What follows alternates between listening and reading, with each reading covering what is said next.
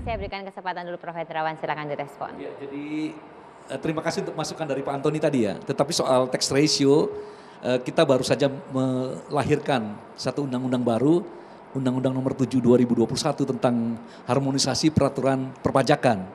Nah, mudah-mudahan dengan undang-undang ini nanti kalau turunan peraturan pemerintahnya sudah jadi, upaya-upaya untuk meningkatkan tax ratio ini lebih sistematis lah, ya lebih terukur. Kemudian soal DPR tadi yang sepertinya berdebat di ruang tertutup, itu ada dua jenis rapat kan, rapat yang memang tertutup dan rapat yang terbuka.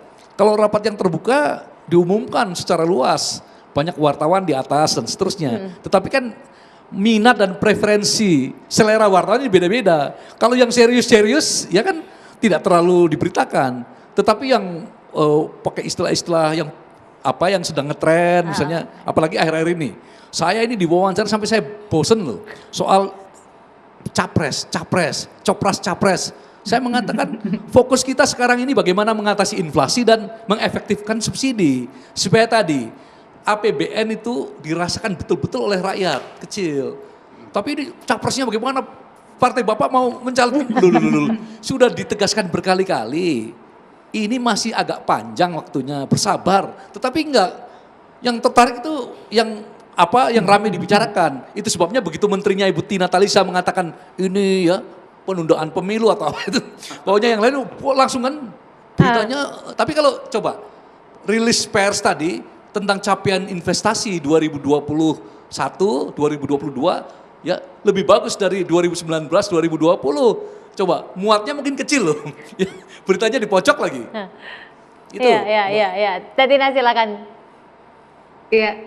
Terima kasih banyak atas masukan, saran dari senior-senior. Betul seperti Prof. Hendrawan sampaikan bahwa pemerintah memiliki pekerjaan rumah dalam menyampaikan lebih mendarat dan membumi. Karena harus saya akui bahwa isu investasi ini sering dianggap isu elitis begitu ya Prof ya. Padahal sebetulnya investasi ini harusnya sangat dekat dengan masyarakat. Pak Antoni mohon izin tadi pada saat Bapak menyampaikan investasi menurun, dalam kacamata saya investasi itu adalah total investasi. Karena bagi kami Pak Antoni dan pemirsa, investasi itu dari sisi penanaman modal bisa asing bisa dalam negeri. Dari sisi skala usaha besar, menengah, kecil dan mikro bagi kami adalah investasi. Jadi Bapak Presiden selalu menyampaikan investor itu jangan dipikir yang besar-besar. Jangan dipikir yang karyawannya ribuan, yang modalnya ratusan miliar. Jadi bagi kami di Kementerian Investasi, para pelaku usaha mikro yang pegawainya 2 orang menanamkan modal 20 juta itu sudah sangat berkontribusi bagi pemerintah. Karena justru mereka lah yang paling banyak menciptakan lapangan pekerjaan dan paling besar kontribusinya terhadap PDB. Nah, izin menyampaikan betul kalau untuk PMA pada tahun 2020 menurun Pak. Tapi di negara mana yang tidak turun Pak pada saat pandemi?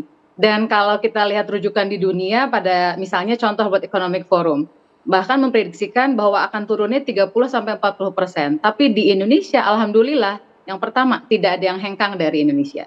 Yang kedua yang terjadi adalah rata-rata menahan diri di tahun 2020. Tetapi tidak ada yang membatalkan investasi, tidak ada yang hengkang.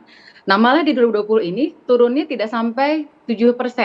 Dan kemudian malah di 2020 kita dapat momentum Bapak dan juga pemirsa, ibu-ibu, momentum untuk perang dagang antara Tiongkok dan Amerika. Kita bisa merelokasi perusahaan yang berinvestasi awalnya di Tiongkok ke Indonesia. Buktinya sekarang sudah ada 30 perusahaan yang merelokasi ke Indonesia. Tidak hanya dari Tiongkok, ada yang dari Korea, ada yang dari Malaysia, yang sekarang sudah realisasi 9 billion US dollar. Dan mereka ini rata-rata targetnya ekspor. Contoh ada dari Taiwan. Perusahaan ini membuat audio speaker pindah ke Subang, Jawa Barat. Tadi dari Tiongkok. 100% untuk ekspor. Jadi memang inilah upaya yang dilakukan bagaimana kita harus menahan yang di dalam jangan sampai keluar, yang di luar masuk ke kita dengan sekali lagi menguatkan penanaman modal dalam negeri termasuk UMKM di dalamnya. Nah, dalam konteks penerimaan negara melalui pajak, Pak Menteri Bahlil selalu menyampaikan bahwa investasi ini ada di hulu. Hilirnya adalah di kemudian penerimaan negara melalui pajak. Karena kalau kita bicara penerimaan negara, maka di atas 70% atau bahkan sampai hampir 80% adalah pajak. Dan pajak paling besar adalah PPh Badan. Tapi PPh Badan tidak akan ada kalau tidak ada investasinya. Maka ini adalah hubungan yang lebih clear sebetulnya ketimbang investasi dan utang adalah investasi dengan penerimaan negara. Jadi kalau ada investasi maka setidak-tidaknya akan ada penerimaan negara. Kalau ternyata produknya adalah mensubsidi impor maka akan ada substitusi. Kalau itu target ekspor maka memperbaiki neraca perdagangan. Dan yang paling utama adalah menciptakan lapangan kerja. Dan jangan lupa penciptaan lapangan kerja ini betul Pak Trubus, kita nggak boleh memandang hanya yang di perusahaannya, tapi rantai pasoknya. Kita melihat bagaimana pada saat Samsung masuknya ke Vietnam bukan ke Indonesia, itu kalau boleh dibilang kita mangkel luar biasa begitu. Karena dengan satu lokomotif itu di Vietnam ada gerbong yang dibawa menciptakan peluang rantai pasok yang luar biasa. Nah, itu yang kita lakukan dengan LG misalnya. Rantai pasok ini kan macam-macam. Dari mulai laundry-nya, catering-nya, warteg di sekelilingnya.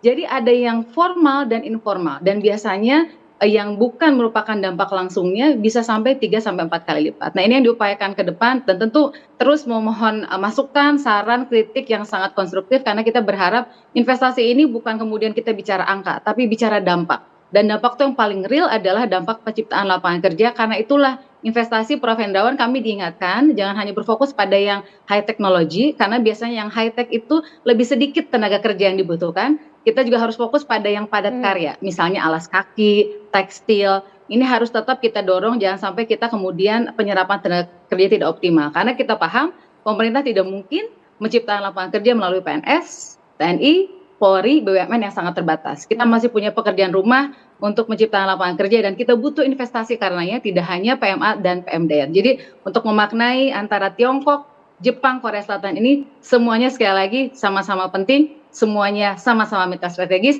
dan kita juga harus menganggap bahwa diri kita penting. Jadi dalam konteks hubungan kita dengan 3 negara ini bukan cuma mereka yang penting bagi kita Mbak Mano, tapi kita sama-sama penting dan bahkan boleh dikatakan sekarang ini kita menjadi lebih penting. Contoh misalnya, dalam konteks timah ke depan kita akan melarang ekspor timah. Kenapa?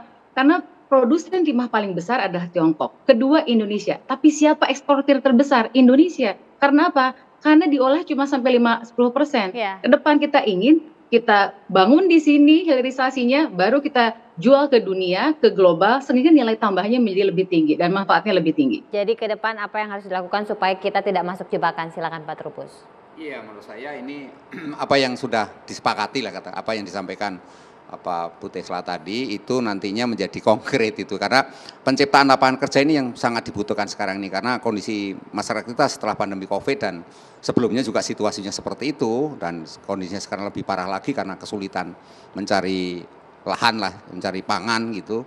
Nah menurut saya ini penciptaan lapangan kerja ini harus betul-betul terukur, jelas dan masyarakat langsung menikmati. Yang kedua terkait dengan kebijakan ini investasi yang padat karya itu memang harus terus ditingkatkan, dioptimalkan karena selama ini kadang-kadang yang terjadi para pekerjanya datang dari negara asalnya gitu, negara investor. Ini kan selalu menjadi potret buram lah kadang-kadang kita mengatakan potret buruk nanti nggak baik gitu ya. Potret buram dari investasi itu sendiri karena dengan alasan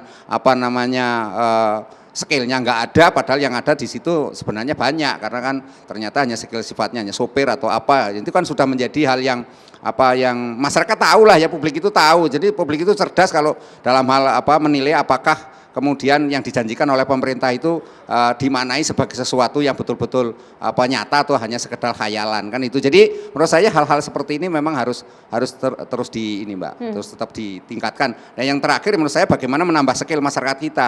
Ya kan masyarakat kita ini sekarang menengah ke bawah posisinya karena kesulitan ekonomi, kesulitan pandemi Covid ini dan pendidikan juga mengalami situasi yang agak menurun ya. Ini saya rasa ini menjadi tantangan tersendiri bagaimana kalau investasi itu nanti membawa skill tersendiri kepada masyarakat kita. Jadi ada transformasi tidak hanya knowledge tapi juga keterampilannya itu yang penting karena itu selama ini hanya masyarakat itu merasakan keterampilan hanya dimiliki oleh masyarakat kelompok tertentu saja. Gitu. Ini yang harus dipercepat kayaknya Prof. Hendrawan yang tadi Prof. Hendrawan programnya sudah galakan. Iya, jadi memang tantangan kita Pak Trubus adalah bagaimana melakukan transformasi ekonomi, ya.